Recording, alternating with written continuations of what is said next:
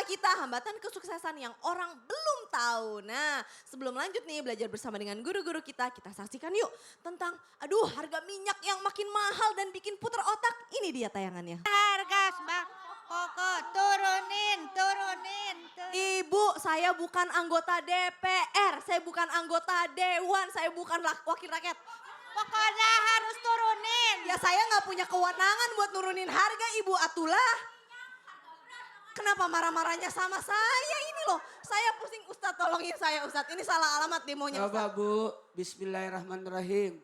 Bismillahirrahmanirrahim. Ya Allah, Ya Allah, cukupkanlah cukupkanlah rezeki rezeki yang Engkau berikan kepadaku. yang kau berikan kepadaku. Sehingga aku tidak berharap Sehingga tidak berharap selainmu. selainmu. Udah ya Bu, mau cukup, puas apa yang ada. Kembali ke tempatnya. Nanti Bu doain kalau saya jadi anggota Dewan baru saya perjuangkan permasalahan Ibu. Saya bingung ini Ustadz Maulana kalau begini Ustadz. Salah alamat kan Ustadz Zanada. Ya. Aduh gimana nih. Kita kadang-kadang kalau melihat kayak gitu kadang-kadang miris gitu ya. Iya. Emang sedih qadarullah. Tapi kadang-kadang ada juga nih penjual-penjual yang naudzubillah min dzalik maaf ya. Kadang-kadang tuh nakal gitu. Misalkan kayak gorengan supaya crispy dikasih plastik. Terus habis itu baso-baso juga dikasih pengawet-pengawet. Mengharapkan untung lebih banyak berarti. Nah, padahal sebenarnya apakah berkah kejujuran itu ada? Bener-bener ada gitu atau udahlah mendingan yang cara-cara instan aja. Sebenarnya gimana sih dalam pandangan Nah, Islam? betul. Mohon tausiahnya. Baik, terima kasih Kak Caca, izin Habib dan Ustadz Maulana. Bismillah, walhamdulillah, wassalatu wassalamu ala rasulillah. Jamaah. Oh jamaah. Alhamdulillah. Aduh ini mudah-mudahan pagi ini tambah semangat. Kenapa? Karena dikasih bocoran terkait dengan bagaimana supaya kita sukses ya. Dan ternyata ketika dibahas mengenai jujur dalam usaha, ini pernah juga dikatakan oleh baginda Rasulullah Sallallahu Alaihi Wasallam. Ada 4 hal, arbaun iza kunna fika fala alaika ma fataka minad dunya. Ada 4 hal yang harus dimiliki oleh pedagang, yang harus dimiliki oleh orang yang sedang berusaha. Dan 4 hal ini sangat penting yang insya Allah akan menjadikan keberkahan dalam kehidupan kita. Yang pertama yaitu hifzu amanah. Kita harus menjadi orang yang amanah.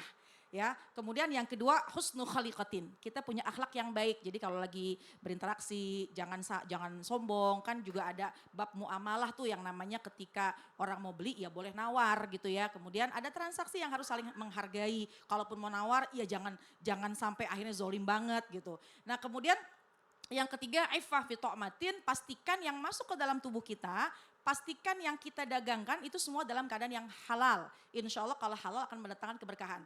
Dan yang tidak kalah pentingnya adalah yang keempat adalah sidqu hadisin, jujur. Bicaranya jujur, melakukan sesuatunya dengan jujur. Kalau memang ini ada yang kurang-kurang sempurna, katakan cacat, kita sampaikan. Kenapa? Karena dalam usaha, dalam keberhasilan bukan yang dinilai adalah uang, untung, value. Tapi yang abadi adalah sebuah keberkahan. Dan ketika seseorang mencoba menjalankan kehidupan, usaha dengan 4 syarat ini, maka insya Allah kita akan mendapatkan keberkahan. Memang sih kadang-kadang mohon maaf karena cabai naik, akhirnya mencoba mencampur dengan segala sesuatu yang merah-merah atau apapun segala macam. Khawatirnya memang kita bisa membohongi manusia. Tapi bukankah kita nggak bisa membohongi Allah Subhanahu wa ta'ala. Sehingga nanti bukan saja ya dapat sih uangnya, untungnya sih banyak untuk hari itu. Tapi jauh dari keberkahan. Yang namanya berkah, ziyadatan fi kulli khair. Uang yang kita dapat insya Allah ini kelak nanti yang akan menjadikan asbab selama-lamanya kelanggengan dalam usaha kita. Jadi jujur, akhlaknya bagus, amanah, pastikan yang masuk halal dengan tidak zolim kepada konsumen yang kita tawarkan. Insya Allah selamat, Amin, ya Allah. langgeng usaha Dunia kita. akhirat. Dunia akhirat. Amin ya Rob. Emang kadang-kadang untuk menjadi orang yang jujur di masa-masa saat ini, di akhir zaman seperti ini. Betul. La haula wa la quwata illa billahil alil Susah, azim. karena lisan tidak bertulang, seolah-olah orang tidak bisa melihat apa yang kita lakukan. Iya. Padahal ada satu yang tidak bisa kita tutupi, Allah Subhanahu wa taala. Dan pengadilan Allah itu pasti Betul, ada. Masya Allah. Masya Allah. Jazakallah khairan katsiran. Sama-sama, Ustazah Nada. amin. Kasih tepuk tangan dulu dong Bu. Masya Allah. Ustadz Maulana. Ya, kita lanjut ya. Yes, lanjut ke Ustadz bertanya. Kami menjawab. Ustadz mau nanya sama siapa nih Ustadz? Dulu nih ada Apa itu? Oh subhanallah. Itu sedekah paling Saya mau itu. tanya. Ya. Wah, Sama siapa nih? Bapak ya. Oh, mau Bapak. Pak, maaf tangan kiri ya, Pak. Maaf. Ya, silahkan. Bapak, silakan berdiri, Pak. Wah, silakan menghadap ke sana, Pak. Silakan perkenalkan nama. Assalamualaikum warahmatullahi wabarakatuh. Waalaikumsalam warahmatullahi wabarakatuh. Perkenalkan nama saya. Perkenalkan nama saya Awan Setiawan dari Aswaja Kota Tasikmalaya. Tepuk tangan dulu. Ustadz Maulana mau nanya apa sama Pak Awan? Coba pertanyaannya pengen tahu saya. Kenapa banyak ada orang terhambat karirnya, terhambat segalanya, mau usaha gagal melulu. Mau tahu nggak apa? Mau, Apa itu? harus sukses. Iya. Kenapa mereka tidak sukses? Dan apa penyebab orang tidak bisa sukses? Banyakannya itu Ya, Deg-degan Ustadz Maulana. Mau nanya deh kalau gitu. Wabarakatuh. wassalamualaikum warahmatullahi wabarakatuh. Waalaikumsalam warahmatullahi wabarakatuh. Pak Awan, terima kasih. Deg-degan Pak Awan ditanya sama Ustadz Maulana mendadak. Ustadz Maulana, Iya, kenapa sih sekarang tuh banyak yang afwan ya, misalkan nggak punya tujuan hidup, nganggur, terus bingung harus ngapain. Terus kalau nganggur tuh mentok udah usaha sini, tapi nggak dapat juga kerjaan tuh harus ngapain? Oke. Ustadz? Mohon tausiahnya. izin Habib dan Ustazah. Bismillahirrahmanirrahim. Allahumma salli ala sayyidina Muhammad wa ala sayyidina Muhammad. Pembelajaran besar buat kita. Kenapa seseorang tidak banyak yang gagal? Karena mereka itu tidak punya tujuan hidup. Hidup itu harus ada planning. Bahkan sebelum manusia diciptakan, dunia diciptakan, Allah sudah mengatur takdir kita 50.000 tahun sebelum diciptakannya. Jadi ada bagusnya bikin skema, bikin aturan, bikin rencana, perbaiki tahapannya. Barulah dikerjakan. Mau bangun rumah, bikin gambar dulu, perencanaan dulu. Kalau tidak ada perencanaan, ini bahaya. Kenapa? Kalau kita berbicara tentang kesuksesan itu harus ada namanya perencanaan, kemudian step by step ada rencana, ada masa depan dan sebagainya. Makanya kita lihat dulu. Mohon maaf tanpa menggurui, hanya mengingatkan, bukan berarti kami yang di sini lebih sukses daripada yang di rumah. Bisa jadi yang di rumah lebih sukses daripada kami. Kami ini hanya menyampaikan dan mengingatkan sebagai amal ma'ruf nahi mungkar. Maka yang pertama camkan kenapa kita hidup.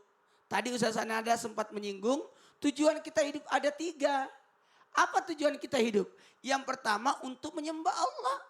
Jadi jadikan kerjaan kita yang mendekatkan diri kita kepada Allah. Jangan sampai kerjaan yang kita lakukan justru menjauhkan kita kepada Allah.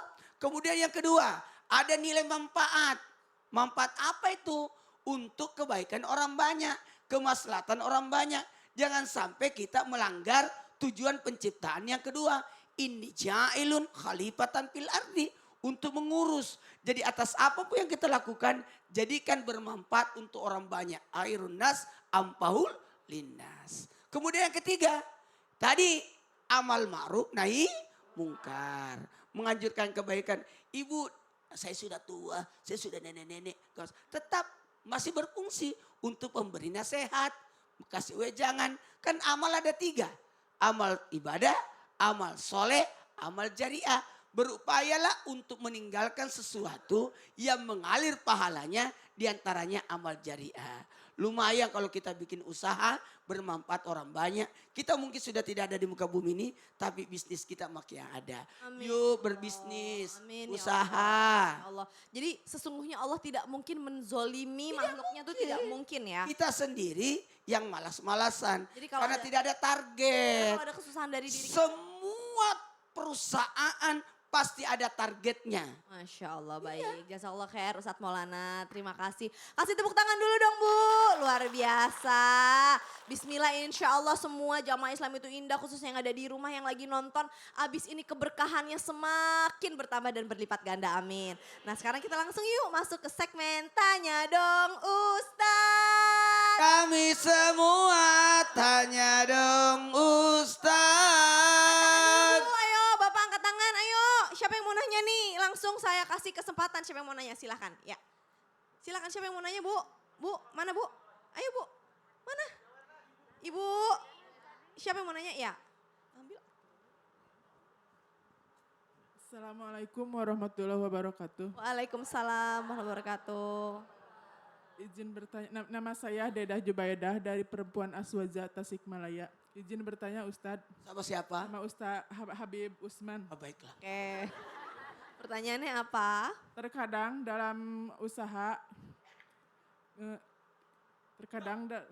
terkadang dalam usaha ada cobaan yang yang dikasih gagal gitu. Bagaimana kita cara menghadapinya agar tidak bisa seperti ini? Gak gampang menyerah begitu Ustaz. Oh, gimana? Mohon dijawab Ustaz. Oh baik, terima kasih Ibu Dadah. Silahkan Habib, waalaikumsalam warahmatullahi wabarakatuh. Bib, gimana caranya supaya nggak mudah menyerah ketika mendapatkan cobaan atau kegagalan di awal usaha? Mohon tausiahnya. Akhir Ustaz Maulana, Caca Ustazah. Bismillahirrahmanirrahim. Allahumma salli ala sayyidina Muhammad wa ala ali sayyidina Muhammad. Ketika seseorang gagal, maka cobalah lagi. Karena kegagalan itu adalah kesuksesan yang tertunda. Oleh karena itu, ketika hamba tersebut tidak menyerah dan yakin Allah sebagai penolongnya, bahwasanya setiap pergerakan ikhtiar yang dilakukan hamba, maka akan menimbulkan hasil. Manusia wajib untuk berdoa dan wajib untuk berikhtiar. Ketika dia berdoa, bermunajat kepada Allah, pagi harinya dia berjalan untuk mencari pekerjaannya dengan ikhtiar, maka Allah akan mudahkan langkah dan jalannya. Karena apa? Karena rezeki sudah diatur oleh Allah. Wa ma min dabatin fil ardi illa Allahi rizquha wa ya'lamu mustaqarraha mustadaha kullun fi kitabim mubin. Jelas binatang melata aja, dia nggak bisa bergerak, dikasih rezeki sama Allah. Kita manusia yang bisa bergerak, berjalan, bisa melakukan dengan tangan kanan kita, kiri kita, kaki kita, dan semuanya anggota tubuh kita, maka dengan mudah kita bisa mendapatkan pekerjaan tersebut ketika kita memiliki niat. Apalagi alhamdulillah Allah berikan kesehatan sehingga Allah kasih kemudahan di dalamnya. Dan apabila hamba tersebut memiliki keyakinan bahwasanya Allah akan memberikan rezeki, maka akan mudah baginya. Tapi ada juga yang hamba yang berkata, ya Allah mungkin ini bukan takdir saya. Mungkin ini bukan rezeki saya, mungkin ini bukan nasib saya ya Allah. Minta sama Allah, berusaha, yakin. Dengan ilmu yakin insya Allah Allah mudahkan langkah dan jalannya. Seringkali kita berdoa ketika nisfu Sa'ban. Ada kalimat nih, kalimatnya gini. Yamhullahu, kan suka ngikutin dong. Yamhullahu ma yasha'u wa yuthbitu wa indahu ummul kitab ilahi. Apa lagi? Intinya berdoa ketika malam nisfu Sa'ban itu ada kalimat yang indah. Yamhullahu ma yasha'. Allah menghapuskan apa yang Allah kehendaki. Dan Allah menetapkan apa yang Allah kehendaki juga.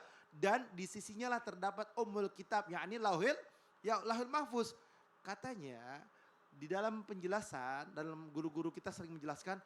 Allah sudah menakdirkan hambanya 500 tahun yang lalu. Dan sudah ditulis takdirnya oleh Allah. Tapi ingat, yamhullahu ma yasha, Allah bisa merubahnya dengan kehendak Allah. Allah bisa menghapusnya dengan kehendak Allah. Dan ketika pena itu sudah tertulis, nggak bisa lagi dihapus. Tapi Allah berkehendak sesuai dengan kehendaknya. Inna dzalika 'ala Allah yasir, mudah bagi Allah. Kalau apa? Kalau dia bermunajat, meminta, berdoa kepada Allah. Kan takdir bisa dirubah.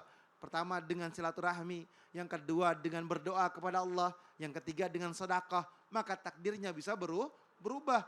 Wa ta'lam annama asabaka lam yakun liyukhti'aka. Jelas bahwasanya kalau misalkan rezeki itu, takdir itu sudah ditetapkan oleh Allah, maka sudah pasti dia akan terjadi. Kalau misalkan takdirnya belum dapat, maka nggak akan dapat. Jadi kalau takdirnya bisa didapatkan, maka dia akan mendapatkan hal yang Allah ridhoin. Kalau memang tidak dapat takdirnya, nggak akan lari kemana, nggak akan dapat juga. Dikejar sampai kapanpun nggak dapat. Tapi tadi yakin bahwasanya apa? Mudah bagi Allah untuk merubahnya. Dia bermunajat, dia berdoa, maka akan dirubah oleh Allah Subhanahu wa Ta'ala. Jadi yakin. Ikhtiar maksimal ya Bib ya. Doa dan ikhtiar. Sisanya terserah Allah tapi ikhtiar harus maksimal kata Habib. Dan juga berdoa jangan lupa. Masya Allah jazakallah khair Habib. Nah Bu sekarang siapa yang mau bertanya coba angkat tangan lagi. Coba ayo Bu semangat. Oh ini yang sebelah kiri paling semangat silahkan Ibu. Assalamualaikum warahmatullahi wabarakatuh. Waalaikumsalam warahmatullahi wabarakatuh. Saya Popon Sopiah dari perempuan Aswaja Tasikmalaya. Izin bertanya kepada Ustadzah Nada. Oke, pertanyaannya Bu Ya. Popon. Zaman sekarang ini kan masih ada orang yang mudah sekali overthinking dan eksistensi. Ustadzah Nada, Ya, siap. bagaimana caranya menghindari berpikir berlebihan dan tidak perlu yang lama-kelamaan menghambat kesuksesan kita. Oke, gimana caranya supaya nggak berpikir negatif thinking yang berlebihan gitu ya, supaya nggak menjadi penghambat kesuksesan. Terima kasih. Ya. Wassalamualaikum Waalaikumsalam warahmatullahi warahmatullahi wabarakatuh. Waalaikumsalam warahmatullahi wabarakatuh. Boleh langsung dijawab Ustazah Nada, Iya, silahkan. Ibu udah sarapan kan ya? Oke, lemas banget nih, semangat ya. Masya Allah. Terima kasih Bu, terima kasih Kak Caca dan juga izin Habib dan Ustadz. Bismillah, alhamdulillah, wassalatu wassalamu ala rasulillah. Jamaah sekalian, nih ya. Di antara cara setan untuk menghambat seseorang dalam meraih keberkahan dan kesuksesan adalah yuwaswisu fi sudurin nas. Bikin was-was dalam hati kita. Jadi ini bisa kita jadikan pelajaran. Kalau memang kita mau maju tapi kok iya banyakkan khawatirnya, banyakkan overthinkingnya, kok kayaknya mau sukses ada aja terasa beratnya gitu ya. Maka kita niatkan untuk yuk ketika sholat memperbanyak membaca kul a'udzu birabbin nas, malikin nas, ilahin nas, min syarril waswasil khannas dan sampai akhir. Oleh karena itu ini yang harus kita hindari. Kemudian yang kedua, ayo ambil air wudhu ya supaya kita terhindar dari sifat waswas. Karena overthinking ini adalah hal yang harus kita jauhkan. Overthinking itu terlalu khawatir, terlalu mengkhawatirkan sesuatu yang belum tentu terjadi. Pertama, mungkin takut gagal ya. Ya namanya mau usaha tentu harus dicoba dulu. Kita nggak tahu apakah gagal atau berhasil sebelum kita mencobanya. Yang kedua terkadang takut capek. Aduh kayaknya mau kerja takut capek deh, takut keringetan deh, takut kayaknya nggak siap untuk melakukan aktivitas-aktivitas yang berat deh. Nah itu juga bisa menghambat. Atau yang ketiga bisa juga overthinkingnya takut rugi. Bukankah kita kalau mau usaha tentu ada resikonya, tapi kita mencoba untuk mempelajarinya. Jangan sampai memiliki rugi yang sangat besar. Tentu sekali lagi namanya usaha, ingin berdagang pasti ada resiko sekali lagi. Tapi dengan kita mempersiapkan, memperhitungkan secara matang, maka insya Allah itu semuanya juga akan minim dari resiko. Kemudian yang terakhir takut akhirnya nanti sia-sia. Akhirnya takut nanti nggak mendapatkan untung yang maksimal. Nah ini juga harus kita hilangkan. Ketakutan itu yuk kita hilangkan karena khawatirnya itulah cara setan untuk menghambat kita. Karena dikatakan oleh baginda Rasulullah SAW, ingat atyabu ma'akal rojulu min kasbihi. Yang paling bagus yang kita makan. Yang paling baik yang kita makan adalah min kasbihi, dari jeripayah kita. Jadi inilah kesempatan kita untuk makan, untuk menikmati hasil jeripayah kita. Kita bekerja. Kemudian berkeringat, kemudian kita punya uang, kita punya untung. Yang kita makan itu yang atyab, itu yang paling thayyib. Jadi bersemangatlah, jangan punya sifat overthinking. Insya Allah bismillah tawakaltu Allah, niat berserah diri kepada Allah dengan mengatur konsep-konsep yang tadi sudah guru-guru kita sampaikan. Insya Allah yang kita makan itulah rezeki yang paling baik. Masya Allah, jadi sebenarnya kalau kita bekerja setiap hari, Tuh. sesungguhnya demi kehormatan kita ya. Demi kehormatan kita, Kita betul. kerja itu supaya kita terhindar dari mengemis-ngemis. Mengemis. Kita minta. Gak apa-apa sedikit, yang penting halal. Masya Allah, jazakillah khairan Kak Amin, Siran. makasih. Kasih tepuk tangan sekali lagi Bu. Nah sekarang siapa yang mau bertanya lagi? Boleh angkat tangan Bu yang tinggi Bu. Angkat tangan, angkat tangan. Oh ini yang sebelah kiri duluan nih, silahkan Bu. Assalamualaikum warahmatullahi wabarakatuh. Waalaikumsalam warahmatullahi wabarakatuh. Perkenalkan nama saya Ai Risma dari Perempuan Aswaja Kota Tasikmalaya. Tanya dong Ustadz, Silakan, Ibu Airisma mau nanya ke siapa? izin bertanya pada Habib, Boleh Ibu silakan. benarkah ada zikir yang bisa menjauhkan kita dari hambatan kesuksesan? Zikir seperti apakah itu Habib? Mohon penjelasannya. Saya juga pengen tahu itu Bu. Terima kasih pertanyaannya bagus sekali Bu. Kasih tepuk tangan Bu. Terima kasih. Wassalamualaikum warahmatullahi wabarakatuh. Waalaikumsalam warahmatullahi wabarakatuh. Silahkan Habib. Ustaz Maulana, Ustazah Caca. Bismillahirrahmanirrahim. Allahumma salli ala Sayyidina Muhammad wa ala ali Sayyidina Muhammad. Ketika seorang hamba yakin Allah sebagai penolongnya. Doa silahul mu'min. Doa adalah senjatanya mereka yang beriman dan bertakwa kepada Allah Subhanahu wa ta'ala. Maka setiap paginya dia berdoa kepada Allah. Ketika saya pagi hari yang diajarkan oleh guru-guru saya, maka disunnahkan dan bahkan ditekankan di majelis ta'limnya, di pesantrennya membaca wirdul latif. Membaca wirdul latif. Ini yang harus ditekankan. Wirdul latif ini dibaca setiap habis sholat subuh. Karena sungguhnya ketika dia membaca wirdul latif, di dalamnya ada munajat, meminta, berdoa kepada Allah, permohonan untuk diselamatkan, untuk ditolong sama Allah, agar dimudahkan langkah dan urusannya, agar dilindungi daripada godaan syaitan yang terkutuk, dilindungi daripada manusia yang zalim, manusia yang jahat, dan lain sebagainya. Ini doa wirdul latif sangat komplit.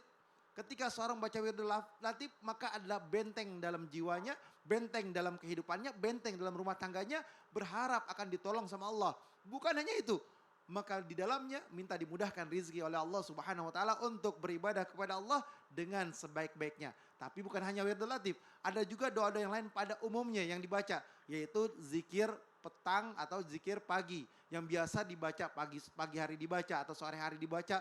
Untuk apa? Untuk meraih kesuksesan. Ayo kita baca bareng-bareng.